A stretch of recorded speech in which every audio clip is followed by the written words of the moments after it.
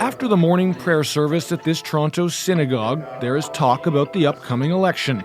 I think that the Liberal government has not been particularly friendly and helpful. The current government has failed us drastically. We are looking for change. The members here say the community is looking for allies and compassion, genuine outreach like what they saw during Pierre Poilievre's recent visit to the synagogue.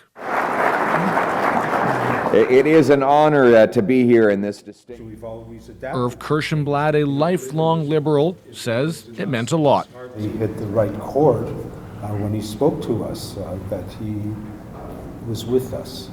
He felt our pain, whereas many of the other political candidates may have been speaking the words but not walking the line, so to speak. People are looking for an alternative, there's no question. The synagogue's rabbi, Jared Grover, says many in the community are moving towards the Conservatives, rethinking lifelong political allegiances. There's a lot of voice in the community who feel you, as a Jew, you have to vote Conservative, and it's almost treasonous not to. Grover says he tries to keep politics out of the building, but it's been unavoidable. The synagogue has had to drastically tighten security in the past year over increased threats. And his own wife works at a Jewish school that's been shot at 3 times. In fact, according to police, reported hate crime towards the Jewish community in Canada rose 71% between 2022 and 23, with the biggest spike in the months after October 7th. I could not imagine growing up that the Jewish community would be facing so much anti-Semitic aggression. So it's an issue that is very high on my list of priorities, to ensure that we have a government that's going to take whatever steps are necessary to protect the community from violent crime. And the numbers prove that what Grover is hearing is representative of an actual shift. After October 7th, Jews intending to vote Conservative jumping from 40 to 57%.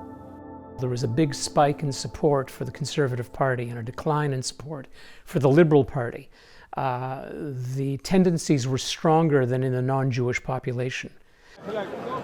Sociologist Robert Brim was a consultant on a recent Leger survey looking at Jewish voting intentions. Canadian Jews are Canadians, and they're worried about jobs, they're worried about the cost of living.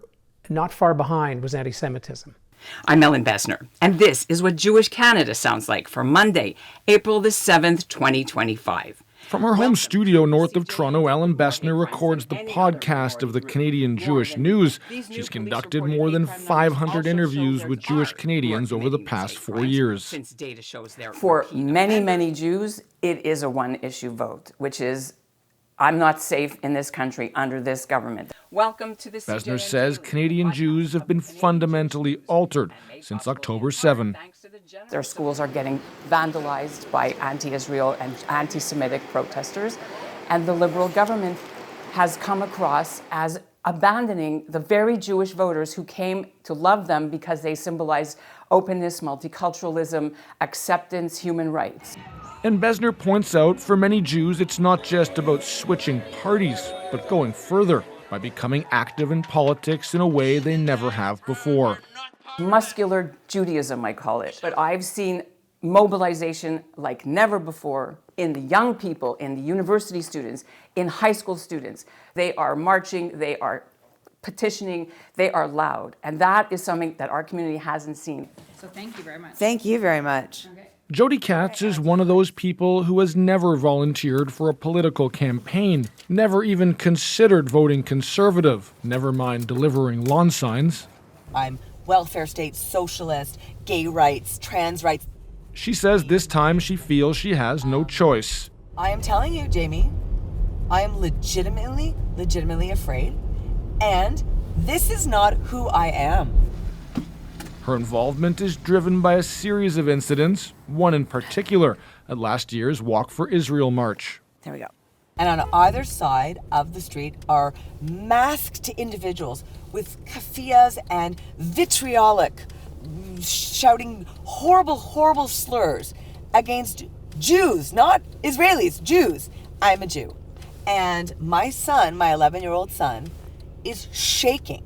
Thanks for having us here. My pleasure. Ben Mogul also hasn't been politically active until now. He got involved in the recent provincial election, working to unseat the incumbent.